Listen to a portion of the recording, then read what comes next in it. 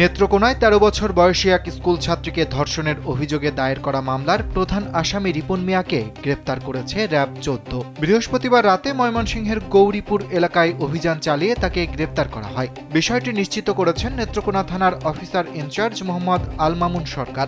এর আগে ভুক্তভোগী স্কুল ছাত্রীর বাবা বাদী হয়ে রিপন মিয়াকে প্রধান আসামি এবং অজ্ঞাত পরিচয়ের আরও ৮ জনকে আসামি করে নারী ও শিশু নির্যাতন দমন আইনে মামলা করেন।